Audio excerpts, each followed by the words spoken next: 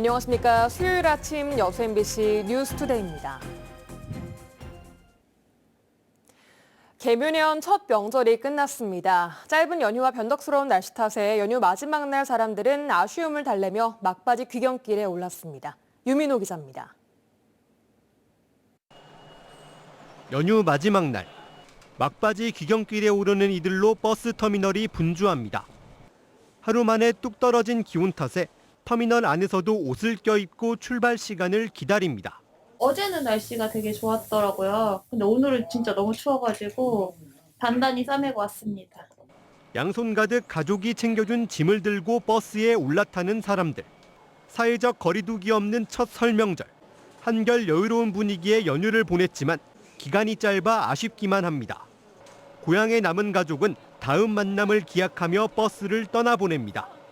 아이는 추운 날씨와 강한 바람에도 창문 뒤 언니에게 연신 팔을 흔들며 인사를 건넵니다. 아쉽진 않으세요? 그렇지. 좀 아쉬웠죠. 우리 딸 아침 울기도 하네요.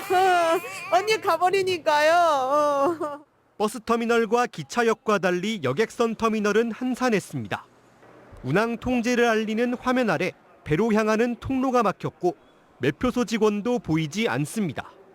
여객선은 밧줄에 꽉 묶인 채 바람을 견뎌내고 있습니다. 강한 바람에 육지와 섬을 부지런히 오가야 할 여객선이 멈춰섰습니다. 풍랑특보의 여수와 고흥에서 출발하는 배편이 모두 끊겨 섬으로 가는 승객들의 발이 묶였습니다. 전국을 덮친 강한 바람에 여수공항도 출발 도착 가릴 것 없이 항공편 결항이 속출하면서 이용객들이 불편을 겪었습니다. MBC 뉴스 유민호입니다. 고흥군이 우주발사체 산업클러스터 지정 이후 우주산업 발전에 속도를 내고 있습니다. 전라남도에 따르면 고흥 나로우주센터에서 오는 2027년까지 누리호 반복 발사를 4차례 진행하고 차세대 발사체를 개발해 2030년부터 3차례 쏘아 올릴 계획입니다. 전라남도는 기업 유치와 발사체 특화 국가산단 조성 등 8개 분야 24개 핵심 과제를 발굴해 오는 2031년까지 1조 6천억 원을 투입할 방침입니다. 또 위성의 강점을 지닌 경상남도와 연계해 남해안 남중권의 초강형 국가 우주산업벨트 조성도 추진하기로 했습니다. 광주시와 전남도가 시도 1호 상생협력 사업으로 추진하는 반도체 특화단지 유치에 총력을 쏟고 있습니다. 정부가 다음 달 신청서를 받아 상반기 안으로 전국의 최대 3곳의 반도체 특화단지를 지정할 예정인 가운데 광주시와 전남도는 공동추진위원회를 꾸려 반도체 특화단지 유치전에 힘을 쏟고 있습니다. 시도는 RE100 실현이 가능한 유일한 지역, 풍부한 전방산업 수요, 준비된 부지, 용수, 물류망 등 지역 특장점과 준비 상황, 여건 등을 정부와 기업에 알리고 있습니다. 목포시와 신안군과 목포시의 통합된 자치단체 출범은 올해가 중요한 국면이 될 것으로 보입니다. 향후 정치 일정 등을 고려할 때 올해 참 많은 일들을 현실화해야 하기 때문입니다. 양현승 기자가 취재했습니다. 목포시도 신안군도 단체장의 행정통합 의지는 분명합니다. 올해가 분수령이 될 전망입니다. 내년에는 국회의원 선거가 있기 때문에 정치 상황이 어수선해 통합 논의를 하기에 마땅치 않고 임기 후반으로 접어들면 동력을 장담할 수 없기 때문입니다. 사실은 내년에는 국회의원 선거가 있습니다. 그렇기 때문에 어려움이 있을 것 같아서 금년에 이제 지역 주민들한테 충분하게 설명도 하고. 목포 신안 통합자치단체 출범의 최적기는 민선 9기가 시작하는 2026년 7월 1일이 꼽힙니다.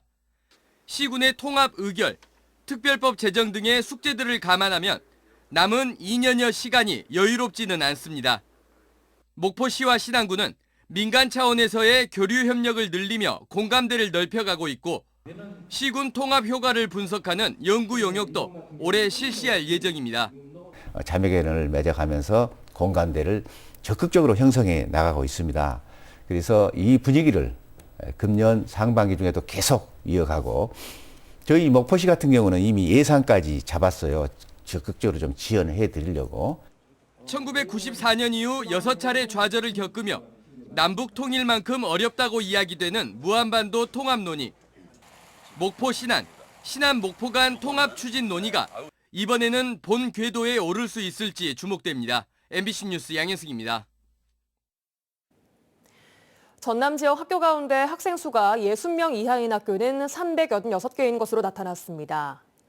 전남 교육통계에 따르면 지난해 4월 기준 전남 지역의 초중학교는 모두 820곳으로 이 가운데 47%가 학생 수 60명 이하로 파악됐습니다. 60명 이하인 학교가 많은 지역은 신안이 37개로 가장 많았고 여수, 고흥, 완도 순으로 나타났습니다.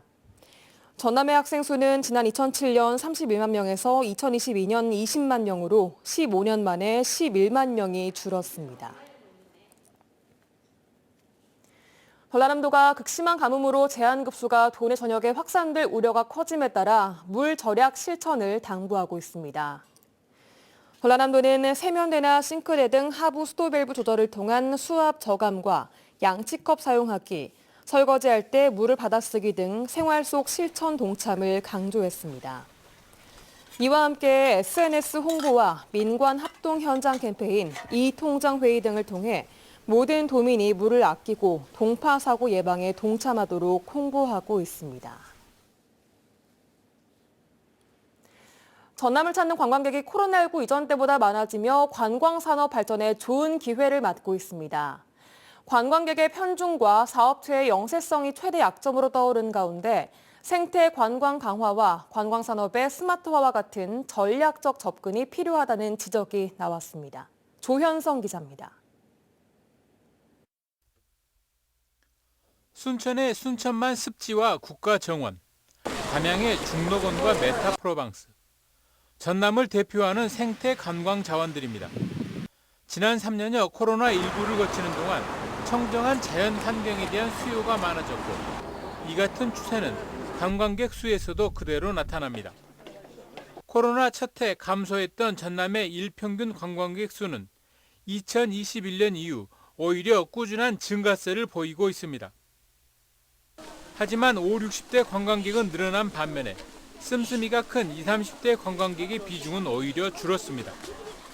여기에 여행업체나 숙박시설 등이 다른 지역에 비해 상대적으로 영세하고 그마저도 전남 동부권에 편중돼 있어 고용 증대와 같은 부가가치 창출에 한계를 안고 있습니다. 한국은행 지역본부는 최근 보고서를 통해 전남이 관광산업을 신성장 동력으로 육성하기 위한 첫 번째 과제로 생태 관광의 활성화를 꼽았습니다. 상대적으로 풍부한 자연 생태 관광 자원을 보다 적극적으로 활용할 필요가 있고 이를 위해 이미 제주나 전북 등지에서 운영 중인 생태 관광 지원센터를 설립할 필요가 있다는 것입니다. 생태 관광할 수 있는 프로그램을 개발을 하고요. 그다음에 이 관련 인력이라든지 이런 홍보 등의 일을 수행할 수 있습니다. 컨트롤 타워가 있는 쪽이 좀 더 일사불란하게 움직일 수 있겠죠. 한국은행은 또 관광산업도 보다 빠르게 디지털 전환에 대응할 필요가 있다며 관광정보의 안내와 예약 결제, 나아가 체감형 콘텐츠 제공과 빅데이터 분석 등을 할 수 있는 통합 관광 플랫폼의 구축과 운영에 보다 관심을 가질 것을 조언했습니다. MBC 뉴스 조현성입니다. 전라남도가 친환경 개조 전기차 사업 중심지로 도약하기 위해 주행 안전성 실증 착수를 위한 막바지 준비에 나서고 있습니다. 전라남도는 개조 전기차 규제 자율특구 최종 사업 계획서를 이달 말까지 한국산업기술진흥원에 제출한 뒤 협약을 하고 실증 기간이 끝나는 내년까지 27대를 제작할 예정입니다. 지난해 전남 지역의 규제 자율특구가 지정됨에 따라 영암군과 목포시, 해남군 일원에 올해부터 2년 동안 국비 등 155억 원이 투입돼 개조 전기차 실증 제작 기반이 구축됩니다. 어제 아침 5시 55분 여수에서 정박 중이던 어선들이 강풍으로 인해 배와 부두를 연결하는 홑줄이 끊겨 표류하는 사고가 발생했습니다. 여수해경은 신월동 선착장에 있던 잠수기 어선 8척이 표류한다는 신고를 받고 경비함정과 구조대를 보내 안전 조치했습니다. 선착장 약 50m 해상까지 떠내려간 어선들은 사고 소식을 듣고 도착한 선장들이 해경과 함께 이동한 뒤 탑승해 1시간 만에 입항했습니다.